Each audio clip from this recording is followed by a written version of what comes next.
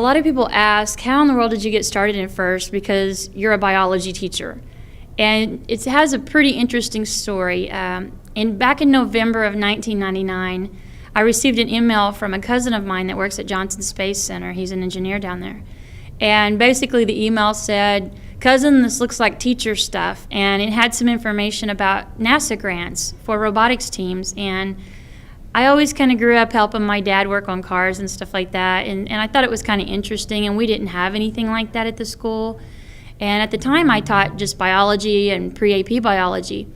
And I called the phone number on the grant, and the person on the other line was a fellow named Lucian Junkin, who is one of the team leaders for Team 118, and he's also an engineer at NASA at JSC. And he says, this is really easy. It's really easy. Just go to your classroom and say, "Kids, are any of your parents engineers?" And so I did. I went in my class and I said, hey kids, are any of your parents engineers? Well, the one thing that we joke about today was all these parents were chemical engineers, because in Ponca City we have a ConocoPhillips refinery. It was Conoco at the time. And so there was a little misclarification there about what kind of engineers, but it didn't make us a bit of difference.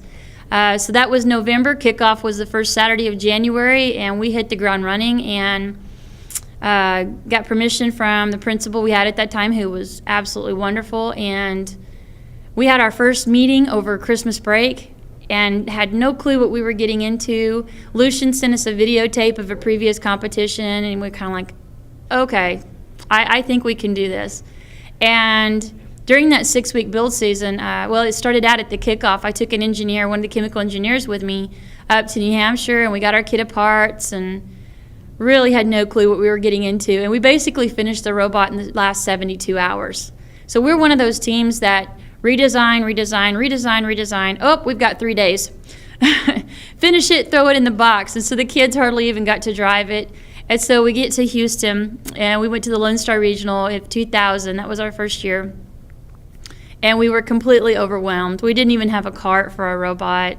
But we had an incredible time. We ended up winning the Leadership and Control Award because one of our parents was able to reprogram the robot to where it would drive with one joystick instead of two. And back then, with the type of programming and the software we were using, that was kind of impressive. So we were excited. Woody Flowers was the MC at that event, and I first got to meet Woody, and he gives me an incredibly hard time about not bad for a biology teacher. And one of the astronauts that was on Columbia, David Brown, he gave us our very first award. He handed it to the kids, and it was a very memorable occasion for us. And 3 of the mentors that joined my team back then with their children, even though their children have graduated and grown, they are still with my team. So there are 4 of us that have been with my team for all 11 years. And that's an incredible, incredible feat. Because a lot of teams, even though they have a low number, which indicates that they're an older team, a lot of them have started over with a whole new group of mentors, whole new group of teachers. We kind of have a legacy, and we're proud of that. But one of the kids, we have a lot of freshmen on the team this year. We're kind of rebuilding this year, and one of the students was kind of listening and taking all this in, and the freshmen, this is all new this year, and they're figuring things out. And they turned around to me in the stands while we were at a regional this year, and they say, "Miss Scott, is Miss Latimer the only mechanical engineer we have on the team?" I was like, "Yeah." "And she does just the graphics for the team, right?" "Yeah." And Ken and Ed and all the other guys, they're electrical and chemical?" "Yeah." And he smiles, he goes, "No wonder our team is so whack." So he thought that was pretty amusing. So that's kind of our joke on our team, is that biology teacher, lead, chemical engineers, it's a wonder we have a running robot. But our chemical engineers that we do have, Mr. and Mrs. Latimer, they rebuild Corvettes, and so they're used to working with tools, and they're really good with kids. And Mr. York, he's Boy Scout leader, works on his cars all the time. So they're bringing in a lot of real practical experience on top of what they do professionally, and they really care about the kids. They're just incredible mentors and a lot of fun to work with. I have to tell a funny story on Mr. Latimer, though. If he ever sees this, he won't care. He didn't get embarrassed easily.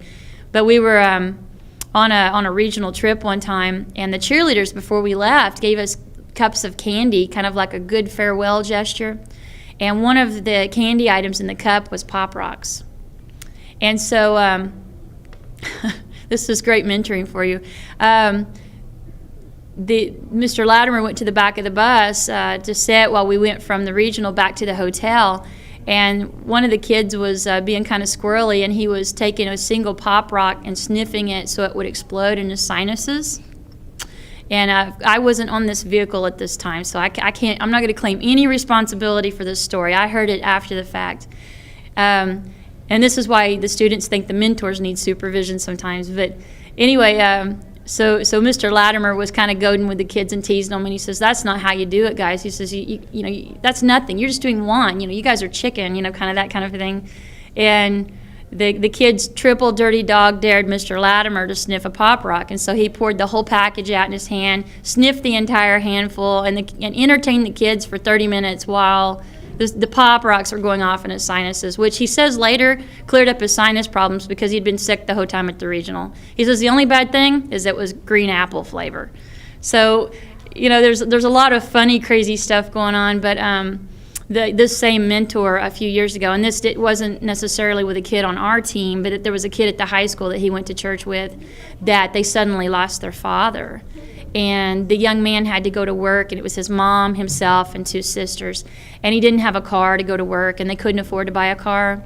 And so Mr. Latimer's everyday car was an old Camaro, and he gave it to that family so the boy would have a car to go to work. And so the mentors we have, really are heartfelt, and they care about young people and care about families. And the fact that he's also in a Christian rock band, the kids think that's really cool. And so we have some interesting characters that are our mentors, and they're a lot of fun. And the fact that my team's not here this year has been kind of sad because all the mentors are back home at work, and I came to help with inspection. And so I've been texting them back and forth. And so, we're looking forward to St. Louis next year so that, the kids will get to come and the team will come. I've had a lot of mentors in my career, but I think the one that truly made an impact on me was a principal that we had at the time we started our robotics team. He just retired from administration this year, and his name was Jerry Winkle. And he was, I think, in his 2nd or 3rd year at our high school, and we have a large high school. We have grades 9 through 12. We have about 1,400 students. And I went to Mr. Winkle, and if you had a good idea or something that would help kids or something that would promote education, he would always listen. And sometimes that's not always the case. Some people they're so busy, and it's like, well, I don't know, but he was never hesitant. If you had any idea about how to change things or anything, he would always listen. And so I would spend hours sitting in his office after school, and he was the reason I went back and got my master's degree in educational leadership. And then, I'm a certified administrator, but I'm still in the classroom. And in 2001, I went in and I said, Mr. Winkle, we'd love for you to go on a trip with us this year. And I showed him the dates for the regionals and the championship that year. And it was in 2001, it was still at Disney. And he says, well, I can't go to the regional. I've got a conflict with a meeting, but okay, I'll go to Disney with you. And so it was wonderful. The kids were just thrilled that our high school principal, we have 4 or 5 principals depending on year to year at our high school, and the head principal decided to go with us for 5 days to Disney. And he had an incredible experience. And just the fact that he's willing to listen and always have an open mind, even if it's not stuff that's his particular specialty. He's not a science he wasn't a science teacher. Science is not his realm, but he was always very open to it and very supportive of a brand new thing coming into Ponca City High School called First Robotics. And he was a great, sponsor, a great mentor. And even today, if I'm up against a difficult situation, I'm not sure maybe the direction to take, I'll give him a call. I still have him, even though he's moved across the state and he's retired. I have his cell phone, and I'm sure he's thrilled. I'm retired, but he'll talk to me and help me figure things out. And he gave me some great advice once. He said, when you walk out the door at school, leave the work there and go home. And then he says, grow a thick skin. you know. And so he was always just real supportive of things on the team. If I were going to make an advertisement for mentors, it'd be very simple. You're going to have a lot of fun. You stay young by hanging out with young kids, and you're going to increase your vocabulary because, hey, the kids have the groovy vocabulary now. But seriously, mentoring is a wonderful way to share your profession. We obviously need more young people going into the STEM areas, the science, technology, engineering, and math. And the only way that we're going to encourage them to take harder classes, study harder, put more time in the library, put more time on the computer, those areas are harder. When you go to college for those areas, you're going to have less free time, less social time. It's hard. And the only way that these kids are going to make that commitment and make that decision to go into a harder area, because they have choices, is if they're inspired. And so kids get inspired by mentors, but I guarantee it's a two-way street because the mentors are inspired by kids. Walking around the pits at any competition, you're going to see older mentors that have full beards, and they let the kids spray paint on blue, and they have the blue hair or the green hair, and they get into it, and they have just as much fun, and it really makes you feel young. It really invigorates the soul. The kids are just excited to be here. But it's a handing down of the torch of knowledge. And if we truly want people to follow in our footsteps as teachers and educators, engineers, technicians, then we're going to have to tell those kids and show them and give them a reason to be inspired, because honestly, if they're in the classroom all day, they're not going to see what the professional world is like. Going to work one day out of the year for Take a Kid to Work Day is not enough. They need to see this. And most of my mentors and the people in our community that help our team, they love for the kids to come out and look at in their shop buildings, and they love for them to be there.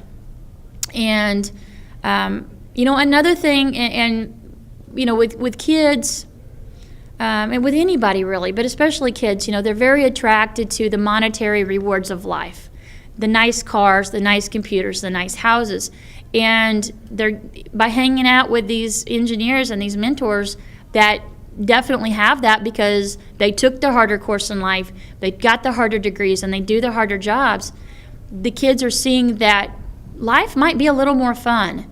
You get to retire maybe a little earlier, and you have the nicer monetary things in life.